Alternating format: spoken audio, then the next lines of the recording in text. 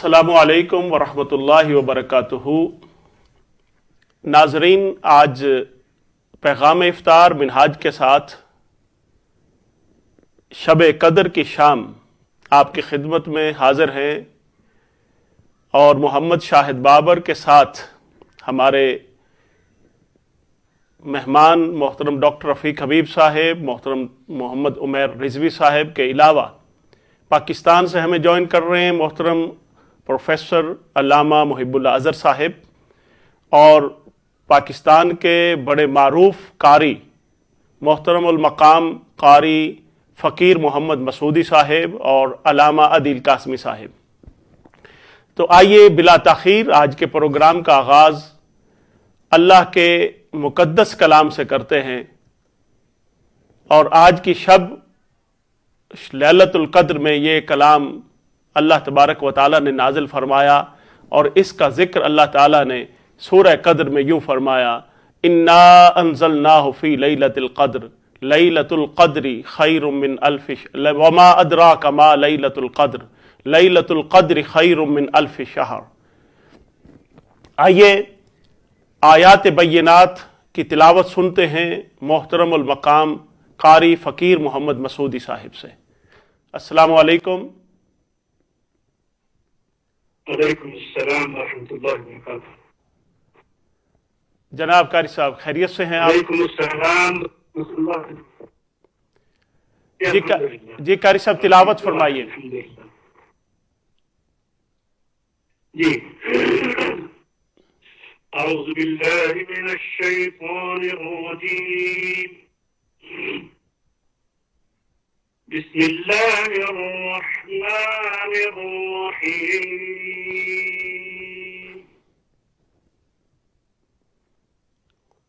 وَأُزْلِفَتِ الْجَنَّةُ لِلْمُتَّقِينَ غَيْرَ بَعِيدٍ۔ اللہ سبحان اللہ۔ وَأُزْلِفَتِ الْجَنَّةُ لِلْمُتَّقِينَ غَيْرَ بَعِيدٍ، هَذَا مَا تُوعَدُونَ لِكُلِّ أَوَّابٍ حَفِيظٍ۔ اللہ۔ الجنة للمتقين، الجنة للمتقين غير بعيد،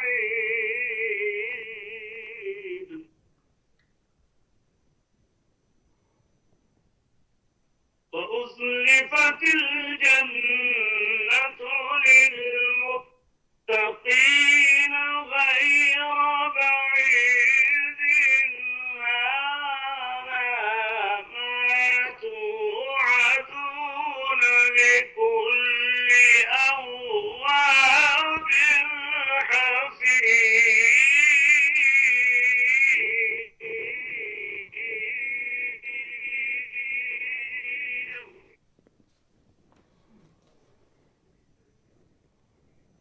من خشي الرحمن،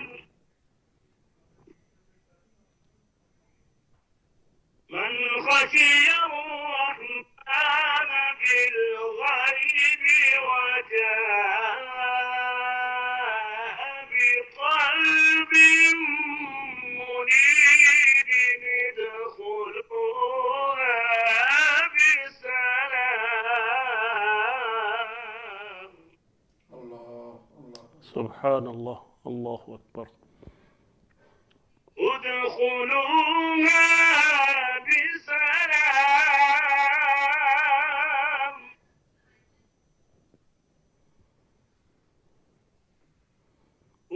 ادخلوها بسلام، ذلك يوم الخلود، لهم ما يشاءون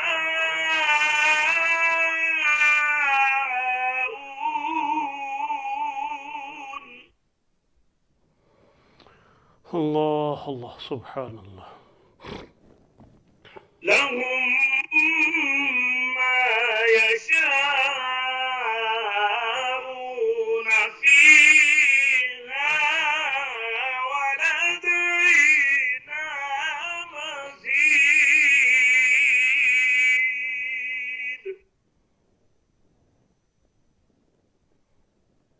بسم الله الرحمن الرحيم.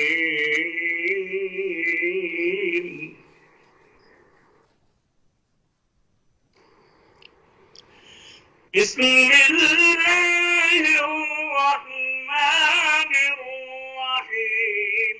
إنا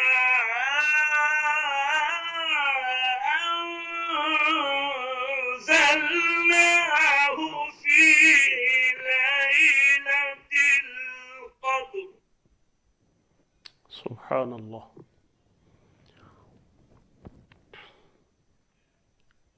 وما أدراك ما ليلة القدر. ليلة القدر خير من 1000 شهر.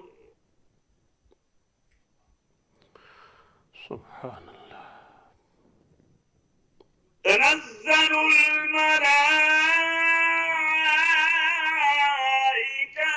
والروح فيها بإذن ربهم من كل أمر.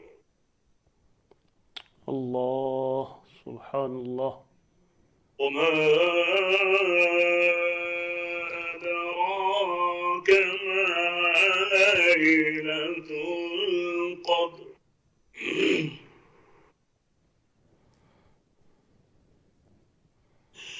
إنا أنزلناه في ليلة القدر. وما أدراك ما ليلة القدر. ليلة القدر خير من 1000 شهر. اللہ سبحان اللہ سبحان اللہ. سبحان اللہ. تنزل الملائكة والروح فيها بإذن ربهم من كل أمر.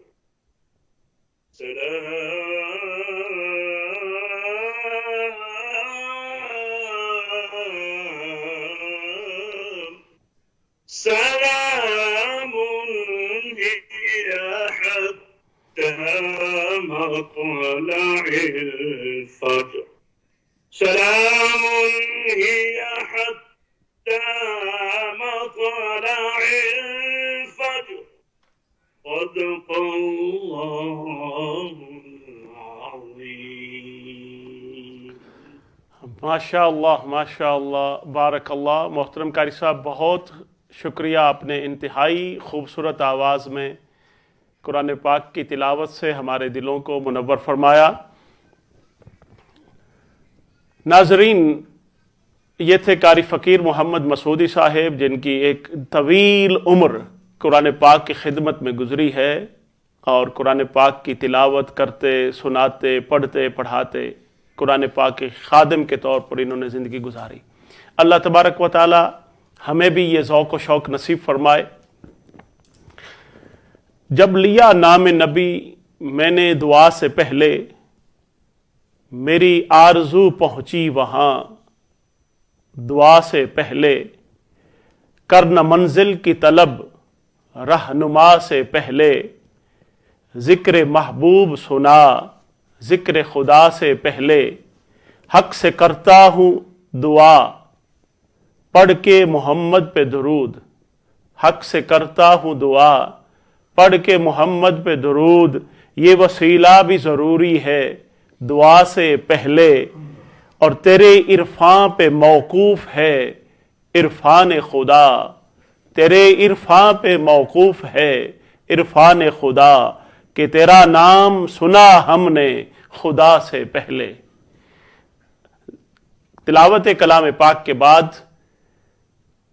وسیلہ مصطفیٰ، ذکر مصطفیٰ، آج شب دعا ہے، چونکہ اپنی دعاؤں کی قبولیت ہر بندہ یہ تمنا لے کر بیٹھا ہے ہماری دعائیں قبول ہوں، مگر ناظرین وسیلہ مصطفیٰ کے بغیر دعاؤں کی قبولیت کا کوئی تصور نہیں ہے۔ نعت رسول مقبول صلی اللہ علیہ وسلم پڑھنے کے لیے ہمیں ڈنڈی سے جوائن کر رہے ہیں محترم علامہ محمد عدیل قاسمی صاحب۔ السلام علیکم۔ وعلیکم السلام، حضرت خوش آمدید کہتے ہیں آپ کو۔ بہت شکریہ علامہ صاحب، بہت شکریہ، اور آج کی خوبصورت محفل سجانے پر بہت مبارکباد۔ ہاں جی ہاں، بس آج تھوڑی تاخیر ہو گئی ہمیں۔ نہیں ماشاءاللہ، تاخیر بھی ہے تو ہماری جو ہے وہ دل کی دھڑکنیں آپ کے ساتھ ہیں، انتظار تھا، یقیناً ناظرین کو بھی انتظار ہوگا اس خوبصورت پروگرام کا، پیغام رمضان معراج کے ساتھ کا۔ جی ہاں، بس اب آپ جو تاخیر کی، جو ہم نے انتظار کا جو تکلیف دی اپنے ناظرین کو، تو آپ اپنے حسین الفاظ کے ساتھ اور اپنے حسین صوتی اور نغمے جو ہے اس سے اس کو جو ہے آپ ازالہ فرما دیجیے۔ ضرور ضرور، کلام میں پیش کرنے لگا ہوں عبدالستار خان نیازی صاحب کا، اور ابھی جیسے علامہ صاحب نے گفتگو کی کہ آقا علیہ الصلوۃ والسلام کے نام کے بغیر تو دعاؤں کی مقبولیت، فرماتے ہیں نام محمد، نام محمد کتنا میٹھا میٹھا لگتا ہے، نام محمد کتنا میٹھا میٹھا لگتا ہے، پیارے نبی کا ذکر بھی ہم کو پیارا لگتا ہے، ہاں پیارے نبی کا ذکر بھی ہم کو پیارا لگتا ہے، یاد نبی کا گلشن مہکا مہکا لگتا ہے، ہاں یاد نبی کا گلشن مہکا مہکا لگتا ہے،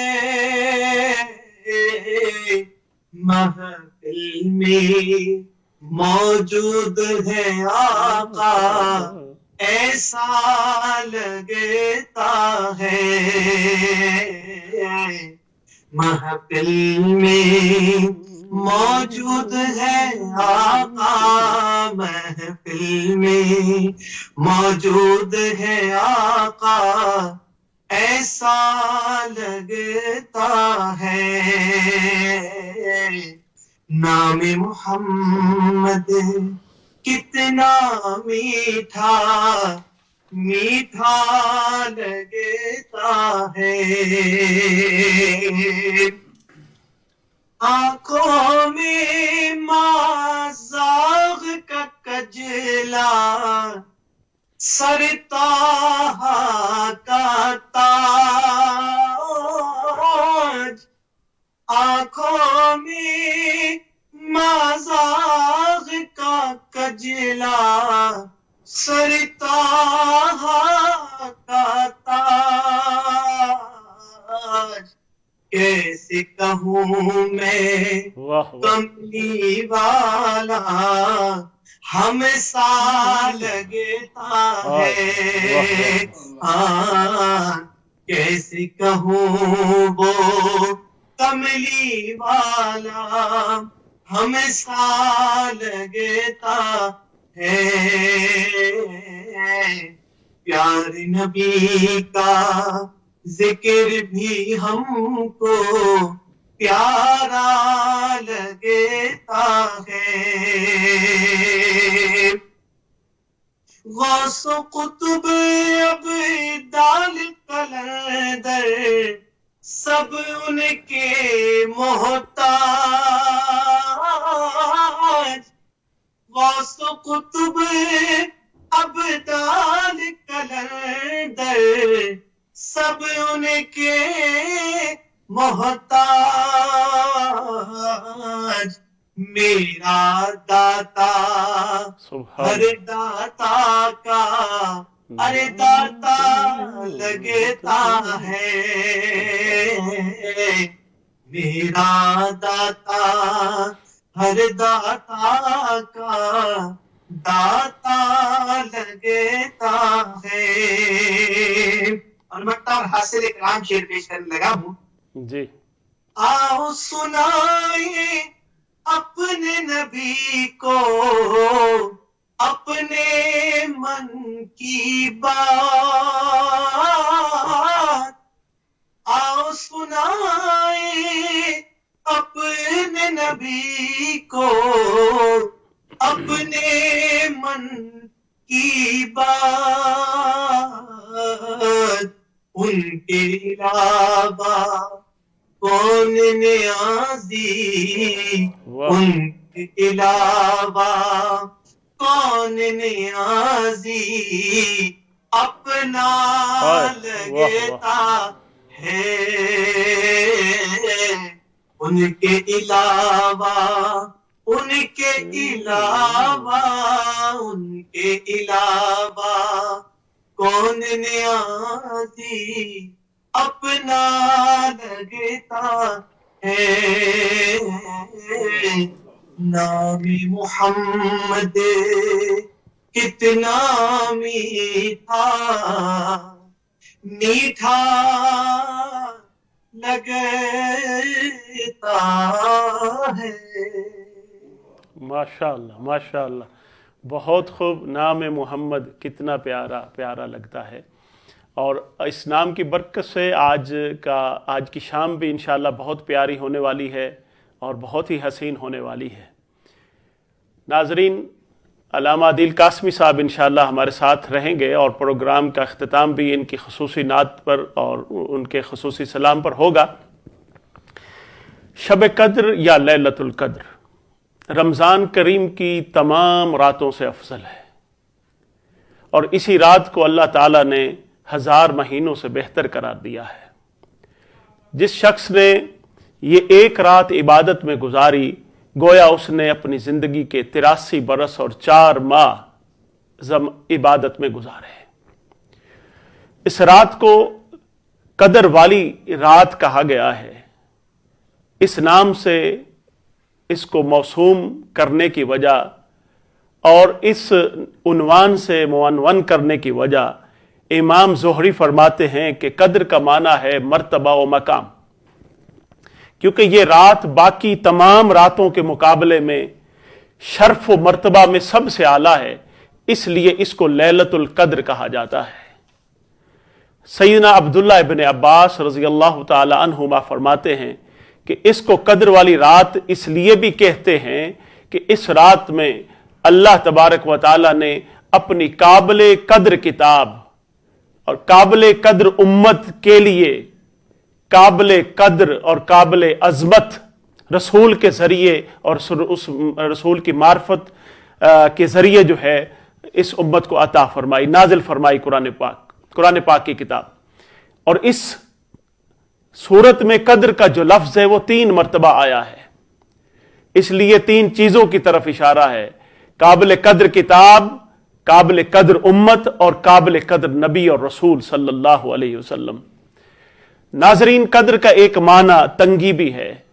آج کی رات جس شام کو ہم انشاءاللہ تعالی اس رات کو جاگنے والے ہیں اور عبادت میں گزارنے والے ہیں، اس رات میں اللہ کے فرشتوں کا نزول زمین پر اتنا ہوتا ہے، اتنی کثرت سے فرشتے نازل ہوتے ہیں کہ زمین کی وسعتیں تنگ پڑ جاتی ہیں.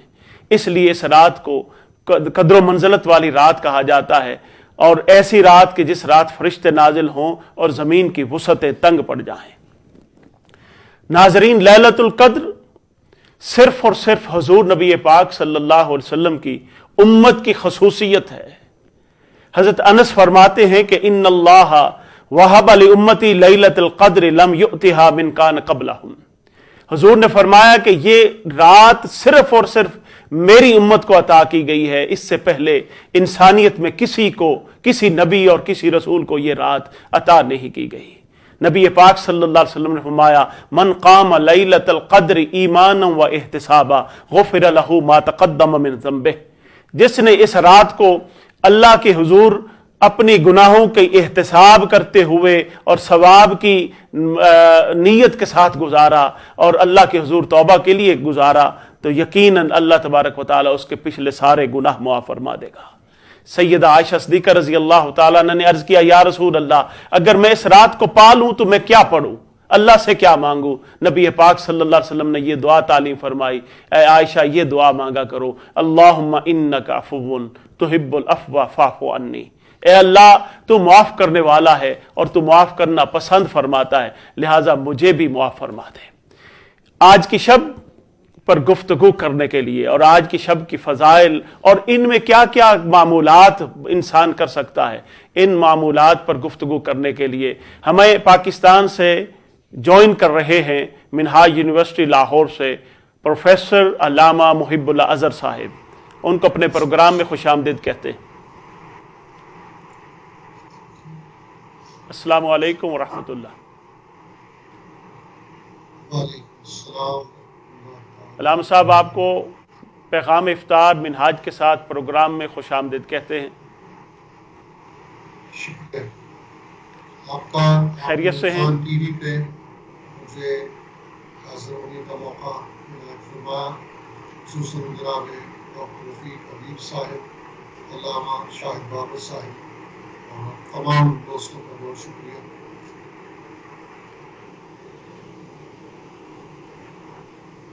اپنا علامہ صاحب، ڈاکٹر صاحب اپنا مائک جو ہے تھوڑا سا اوپر کر لیں، آواز ہمیں بہت دھیمی آ رہی ہے۔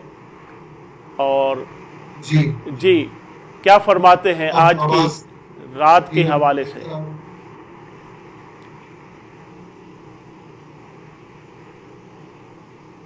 جی آپ کو اب آواز بہتر آ رہی ہے جناب؟ جی آ رہی آواز۔ جی نحمده ونصلي وسلم على رسوله الكريم اما بعد فاعوذ بالله من الشيطان الرجيم بسم الله الرحمن الرحيم كما ارسلنا فيكم رسولا منكم يتلو عليكم آياتنا ويزكيكم ويعلمكم الكتاب والحكمة ويعلمكم ما لم تكونوا تعلمون صدق الله مولانا العظيم۔ واجب الاحترام علماء کرام، معزز ناظرین، آج کی رات چونکہ 27ویں رمضان المبارک کی رات ہے اور مساجد کے اندر اور گھروں میں جہاں جہاں تراویح کی نماز باجماعت ادا کی جا رہی ہے وہاں ختم قرآن کی تقاریب منعقد کی جا رہی ہیں، اور اکثر مسلمان 27ویں کی رات کو قرآن حکیم کی تلاوت مکمل کر کے اس کے ختم قرآن کی تقریب منعقد کرتے ہیں۔ اسی مناسبت سے قرآن حکیم کے حقوق کیا ہیں امت محمد صلی اللہ علیہ وسلم پر، اس حوالے سے میں چند معروضات پیش کرنا چاہوں گا۔ جی جی اگر ہم قرآن و حدیث کا بالاستیعاب مطالعہ کریں تو ہمیں 4 حقوق نظر آتے ہیں قرآن حکیم کے جو اس امت کے اوپر عائد ہیں۔ پہلا ہے تلاوت قرآن، دوسرا ہے فہم قرآن، جی تیسرا ہے عمل بالقرآن، اور چوتھا ہے تبلیغ و اشاعت قرآن۔ یہ 4 وہ حقوق ہیں جو اس امت کو قرآن حکیم کے حوالے سے ادا کرنا چاہیے۔ پہلا حق قرآن حکیم کا امت محمد صلی اللہ علیہ وسلم پہ یہ ہے کہ اس قرآن کی تلاوت کی جائے۔ سورہ بقرہ کی آیت نمبر 121 میں اللہ پاک نے ارشاد فرمایا الذین آتیناہم الکتاب یتلونہ حق تلاوتہ، سبحان اللہ، کہ ایسے لوگ بھی ہیں جنہیں ہم نے کتاب دی، وہ اسے اس طرح پڑھتے ہیں جیسے پڑھنے کا حق ہے، قرآن کی تلاوت کا حق ادا کرتے ہیں۔ اب قطع نظر اس کی تفسیر میں جائے بغیر اگر صرف ہم ترجمے پر ہی اکتفا کریں تو امت محمدی پر لازم ہے کہ وہ قرآن کی تلاوت کا حق ادا کرے۔ سبحان اللہ، قرآن حکیم کی تلاوت کرنا بھی سنت ہے اور قرآن حکیم کی تلاوت سننا بھی سنت ہے۔ بے شک، حضور نبی اکرم صلی اللہ علیہ وآلہ وسلم نے صحابہ کرام سے قرآن کی تلاوت سنی بھی ہے اور خود صحابہ کرام کو تلاوت سنائی بھی ہے۔ حضرت انس بن مالک رضی اللہ تعالیٰ روایت کرتے ہیں، صحیح مسلم کی حدیث پاک ہے، کتاب فضائل القرآن، ان رسول اللہ صلی اللہ علیہ وسلم قال لأبی، رسول اللہ صلی اللہ علیہ وسلم نے حضرت ابی بن کعب جو صحابہ کرام میں سے قاری قرآن تھے ان سے فرمایا ان اللہ امرنی ان اقرأ علیک، اللہ نے مجھے حکم دیا ہے کہ میں آپ کے سامنے قرآن کی تلاوت کروں۔ حضرت ابی بن کعب نے عرض کیا رسول اللہ اللہ سمانی لک، کیا اللہ تعالیٰ نے میرا آپ سے نام لے کر حکم فرمایا ہے کہ آپ میرے سامنے قرآن کی تلاوت کریں؟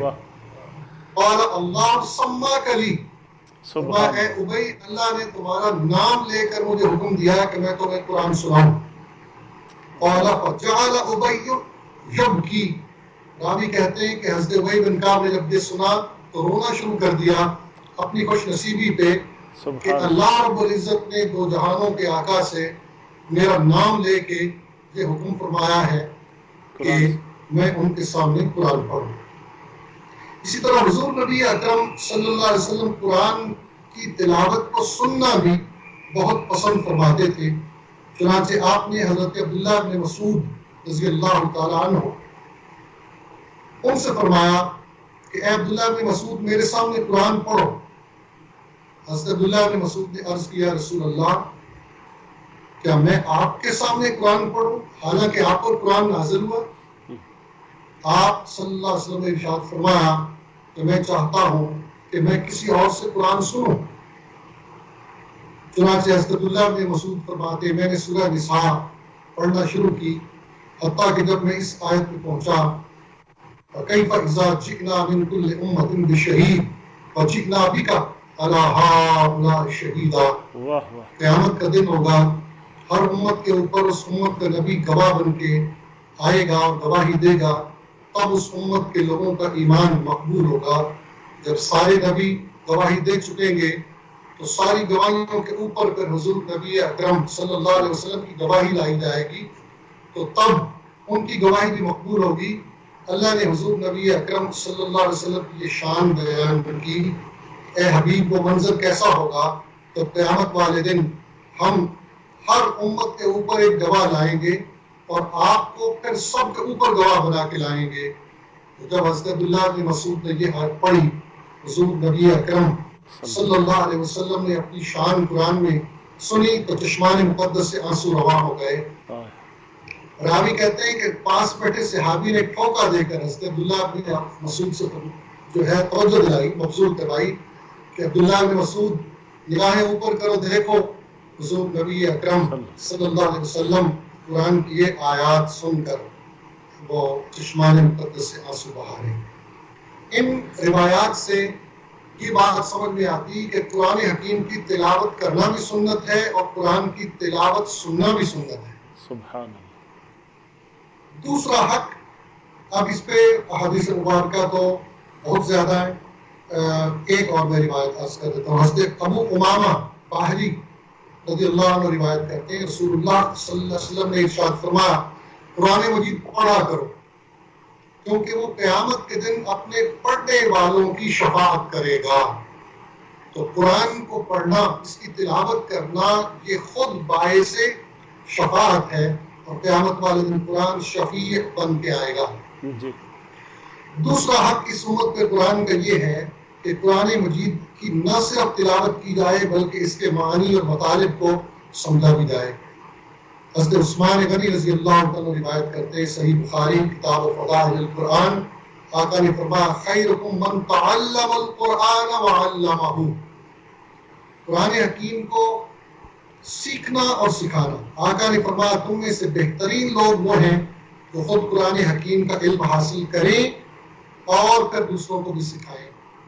اور سنن ابن ماجہ کی حدیث پاک ہے، حضرت ابو ذر رضی اللہ عنہ روایت کرتے ہیں، رسول اللہ صلی اللہ علیہ وسلم نے ارشاد فرمایا، اے ابو ذر تمہارے لیے اگر تو اس حال میں صبح کرے کہ کتاب اللہ کی ایک آیت کو اس کے مفہوم کے ساتھ سیکھ لیں تو یہ 100 رکعت نماز پڑھنے سے بہتر ہے، اور اگر تو صبح کے وقت علم کا ایک باب سیکھ لے جس پر عمل کیا جائے یا نہ کیا جائے تو یہ 1000 رکعت نماز نفل پڑھنے سے بہتر ہے۔ تو قرآن کی ایک آیت کو اس کے معنی و مفہوم کے ساتھ سمجھ لینا 100 رکعت نماز نفل ادا کرنے سے افضل اور بہتر ہے۔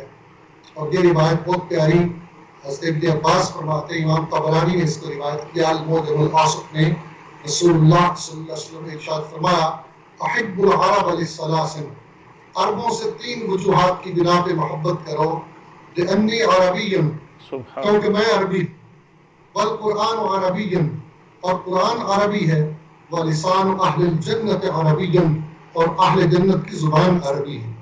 ماشاء اللہ۔ آج جہاں ہم دیگر زبانیں، دیگر علوم بڑے شوق سے سیکھتے ہیں، ہمیں عربی زبان بھی شوق سے سیکھنی چاہیے جو قرآن کی زبان ہے، صاحب قرآن کی زبان ہے، اور جو اسلام کی زبان ہے۔ اسی طرح حضور نبی اکرم صلی اللہ علیہ وسلم کا ارشاد گرامی ہے، صحیح بخاری اور مسلم دونوں میں متفق ہے، حضور نبی اکرم صلی اللہ علیہ وسلم نے فرمایا جب اللہ کے بندوں میں سے کچھ لوگ اللہ کے گھروں میں سے کسی ایک گھر میں جمع ہوتے ہیں، اللہ کے قرآن کی تلاوت کرتے ہیں، وَيَتَدَارَسُونَهُ، اور اس کا آپس میں درس دیتے ہیں، درس و تدریس، فرمایا ان کے اوپر سکینہ نازل ہوتی ہے، ان کو اللہ کی رحمت ڈھانپ لیتی ہے، اور فرشتے ان کے چاروں طرف آ کے گھیرا ڈال لیتے ہیں، اور اللہ اپنے پاس موجود فرشتوں کے سامنے ان کا ذکر کرتا ہے۔ سبحان اللہ۔ تو قرآن کا درس و تدریس، اس کو سمجھنا سمجھانا اتنا محبوب عمل ہے کہ جو لوگ اس کو سر انجام دیں اللہ کی طرف سے سکینہ ان پہ نازل ہوتی، اللہ کی رحمت ان پہ نازل ہوتی ہے، اور ایسے لوگ اکیلے نہیں ہوتے، فرشتے ان کی مجلس میں شامل ہوتے ہیں، اور اللہ رب العزت ان پہ خوش ہوتے ہوئے ان کا ذکر ملائکہ کے سامنے فرماتا ہے۔ سبحان اللہ۔ تیسرا حق اس قرآن حکیم کا وہ یہ ہے کہ جب قرآن کو پڑھ بھی لیا، تلاوت بھی کر لی، سمجھ بھی لیا، اب قرآن کے اوپر عمل کیا جائے تاکہ یہ قرآن جس مقصد کے لیے نازل ہوا وہ مقصد پورا ہو سکے۔ حضرت سعد بن معاذ الجہنی روایت کرتے ہیں کہ رسول اللہ صلی اللہ علیہ وسلم نے ارشاد فرمایا جس شخص نے من قرأ القرآن وعمل بما فیہ، جس شخص نے قرآن حکیم کو پڑھا اور اس کی تعلیمات پہ عمل کیا جو اس کے اندر موجود ہے، تو کیا ہوگا؟ البس والداہ تاجا یوم القیامہ، قیامت والے دن اس کے والدین کو ایک تاج پہنایا جائے گا، ضوءہ احسن من ضوء الشمس، جس کی روشنی سورج کی روشنی سے بھی احسن ہوگی، فی بیوت الدنیا، جو تمہارے دنیا کے گھروں میں چمکتا ہے، لو کانت فیکم، اور آخر میں فرمایا فما ظنکم بالذی عمل بہا، پھر اس شخص کے بارے میں تمہارا کیا خیال ہے جو قرآن پر عمل کرنے والا بھی ہو، عمل کرنے والا ہو۔ تو قرآن کو صرف پڑھا نہ جائے، سیکھا نہ جائے، بلکہ اس پہ عمل بھی کیا جائے۔ قرآن کیا ہے؟ قرآن در حقیقت کتاب ہدایت ہے، نسخہ ہدایت ہے، اور قرآن ہمارے ہر مسئلے کا حل دیتا، لا رطب ولا یابس الا فی کتاب مبین۔ حضرت عبداللہ بن عباس فرمایا کرتے کہ اگر میرے اونٹ کی رسی بھی گم ہو جائے تو میں قرآن سے پوچھتا ہوں قرآن مجھے بتاتا کہ میرے منہ کی رسی کہاں ہے. حضرت امام شافعی رحمۃ اللہ علیہ حرم کعبہ میں بیٹھ کے سر عام اعلان کرتے, لوگوں مجھ سے پوچھو, سلونی عما شئتم, جس چیز کے بارے میں پوچھنا چاہتے ہو میں تمہارے سوال کا جواب اللہ کے قرآن سے دوں گا. تو قرآن ایک بحر ذخار ہے جس میں ہر مسئلے کا حل موجود ہے, ہر موضوع سے متعلق جواب موجود ہے. مگر اگر کوئی سمندر کے کنارے کھڑا رہے, اس کو سیپیاں اور گھونگے تو ملیں گے, جواہر, موتی اور ہیرے اسے ملتے ہیں جو ایک ماہر غواص کی طرح سمندر کی پہنائیوں میں غوطہ ہوتا ہے. چنانچہ حضور نبی اکرم صلی اللہ علیہ وسلم کا فرمان ہے, اللہ تعالیٰ قوموں کو اس قرآن کی وجہ سے عروج اور عزت دیتا ہے, اور اس قرآن کی وجہ سے اللہ تعالیٰ قوموں کو ذلیل اور رسوا کر دیتا. اس حدیث پاک کا ترجمہ قلندر لاہوری علامہ اقبال نے کیا. کہا درس قرآن نہ اگر ہم نے بھلایا ہوتا, یہ زمانہ نہ زمانے میں دکھایا ہوتا. اور وہ معزز تھے زمانے میں مسلمان ہو کر, اور ہم خوار ہوئے تارک قرآن ہو کر. ہم نے قرآن کو بھلا دیا, قرآن پہ عمل کرنا چھوڑ دیا, اور آج وہ لوگ جن کو ہم کافر کہتے ہیں وہ قرآن کی تعلیمات پہ عمل کر کے عروج بام اور دنیا کی ترقی کے سینے طے کر گئے. چوتھا اور آخری حق قرآن کا اس امت پہ یہ ہے کہ جب قرآن کو پڑھ بھی لیا, سمجھ بھی لیا, عمل بھی کر لیا, اب اس قرآن کی تعلیمات کو آگے بھی پہنچایا جائے اور تبلیغ و اشاعت قرآن کا فریضہ سر انجام دیا جائے. حضور نبی اکرم صلی اللہ علیہ وسلم نے ارشاد فرمایا, سنن ترمذی ابواب العلم میں یہ حدیث پاک ہے, فرمایا بلغوا عنی ولو آیہ, ایک آیت کا علم بھی تمہیں ہو تو وہ میری طرف سے دوسروں تک پہنچا دو. اس حدیث پاک کے روح سے حضور نبی اکرم صلی اللہ علیہ وسلم کا ہر امتی مبلغ ہے, جس کو قرآن کی ایک آیت کا علم بھی سکتا ہے, چاہیے کہ وہ اس کو آگے پہنچائے. اور خطبہ حجت الوداع کے موقع پر تو حضور نبی اکرم صلی اللہ علیہ وسلم ارشاد فرمایا فَلْيُبَلِّغِ الشَّاهِدُ الْغَائِبُ, تم میں سے جتنے لوگ حاضر ہیں وہ غائبین تک میرے اس پیغام کو پہنچا دیں. یہ چونکہ ایک جامع آپ کا خطبہ تھا جس میں آپ نے ایک چارٹر کا ہر مسئلے کا حل دیا, تو اس کے لیے آپ نے حکم ارشاد فرمایا کہ میرے اس پیغام کو ہر حاضر غائب تک پہنچا دیں. آقا دو جہاں صلی اللہ علیہ وسلم کی امت کی دو قسمیں ہیں, امت اجابت اور امت دعوت. جنہوں نے کلمہ پڑھ لیا وہ امت اجابت ہیں, اور جو ابھی دائرہ اسلام میں داخل نہیں ہوئے وہ امت دعوت ہیں, کیونکہ آپ کے بعد قیامت تک اور نبی نہیں اور قرآن کے بعد اور کوئی کتاب نہیں. تو قرآن کے اس پیغام کو امت دعوت تک پہنچانا امت اجابت کی ذمہ داری ہے, جس سے امت غافل ہے. لہٰذا قرآن کی تعلیمات کو اگر ہم امت دعوت تک پہنچائیں تو یقیناً قرآن اور اسلام یہ دنیا کے کونے کونے میں پہنچ سکتا ہے, اور اسلام کی تبلیغ و اشاعت کا فریضہ اپنے پایہ تکمیل تک پہنچ سکتا ہے. اللہ رب العزت ہمیں قرآن کے چاروں حقوق سمجھ کر ان کو ادا کرنے کی توفیق عطا فرمائے. بہت شکریہ علامہ صاحب, آپ نے اپنے قیمتی وقت میں سے ہمیں وقت دیا اور آج ہمارے ناظرین کو حقوق قرآن کے حوالے سے اور اہم ملفوظات سے نوازا. یقیناً شب نزول قرآن میں حقوق قرآن سننا بنتا ہے. اب ہم چلتے ہیں اپنے ہمارے پینل کے ساتھی محترم عمیر صاحب, آپ کیا فرماتے ہیں آج کی رات کے حوالے سے؟ This is a night that has a blessed place in Islam, and it's proven through the Sunnah of Rasulullah sallallahu alaihi wasallam and also through the Quran. This hadith is reported in Bukhari by Abu Hurairah radiallahu ta'ala an. He says Rasulullah sallallahu alaihi wasallam said, "Man yaqum laylatal qadri imanan wa ihtisaban, ghufira lahu ma taqaddama min zambi." So whoever stands in prayer with sincere faith and sincerely for Allah subhanahu wa ta'ala, all past sins will be forgiven. So The sins that are forgiven, I need to clarify that. These are the huququllah. So these are the things that we were supposed to do for Allah, like prayers, the zakah, also the fasting. So sins that we've committed that haven't harmed anybody, that haven't abused any rights of anybody, those sins will be forgiven. But if it's to do with huququl ibad, as we said in our second transmission, those are to be paid back to the person. So, and there are other hadiths and ayats that mention the forgiveness of sins with different kinds of deeds, and I'm going to come to that. But the idea is still the same, that the sins that are forgiven are not to do with huququl ibad. So, in this hadith, there are two conditions that are mentioned. So, if you want forgiveness on this night, there are two conditions.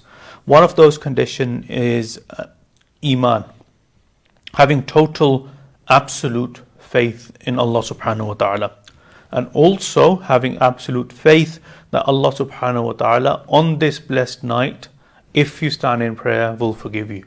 So having that belief, not just having the belief in Allah, but also having the belief that this hadith of Rasulullah sallallahu alaihi wasallam, this saying of Rasulullah sallallahu alaihi wasallam is the absolute truth, and then from this truth we are going to stand in prayer in front of Allah subhanahu wa ta'ala, and with total belief that He will forgive us. He will forgive all of our sins.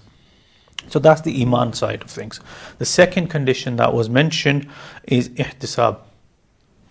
So that means you are free from any other aim within this Laylatul Qadr. Whatever you're doing, you're free from anything else. You are not doing this for anybody. You're not doing it because it's expected that on Laylatul Qadr or on the odd nights of the last Ashr of Ramadan that you stand in prayer.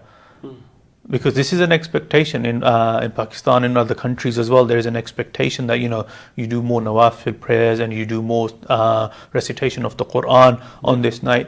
And some people might do it just because everybody else is doing it. Their intention, so ihtisab, that condition is not fulfilled because it's not purely for Allah's sake. It's for the sake of other people. And you might want to show off to other people, look how pious I am that I will spend the whole night standing in prayer. So purely for Allah subhanahu wa ta'ala, for forgiveness and for a reward on the Day of Judgment. Those are the only things that you can have in your intention. So your intention needs to be sincere. Otherwise you don't fulfill the condition of ihtisab. So that's two conditions. And then further on in the same chapter of Bukhari, and again reported by Abu Hurairah, there's other hadiths as well, two more hadiths. One of them is Man qama Ramadana imanan wa ihtisaban ghufira lahu ma taqaddama min zambi. Whoever prays or whoever stands for prayer in Ramadan, so this is indicating Taraweeh prayers. So in Ramadan, they are forgiven, their sins are forgiven. And then one more hadith is here, Man sama Ramadana imanan wa ihtisaban ghufira lahu ma taqaddama min zambi. So whoever fasts in the month of Ramadan, and again those two conditions are the same, iman and ihtisab. So faith and sincerity are still there. So why do we need Laylatul Qadr then if we have already been forgiven? Because every single action, every single good deed has their place, and every single good deed will have a different blessing. We'll continue from this inshallah. ابھی ہمارا چونکہ break کا time ہوا ہے ناظرین، آپ بڑی اہم گفتگو ہے اور بڑی اہم رات ہے، اور بڑی یہ رات وہ ہے جس میں اللہ تبارک و تعالی آسمان دنیا پر نزول اجلال فرماتے ہیں اور اپنے بندوں کو پکارتے ہیں. آپ بس اسی انتظار میں رہیے، ہم ملتے ہیں ایک بریک کے بعد.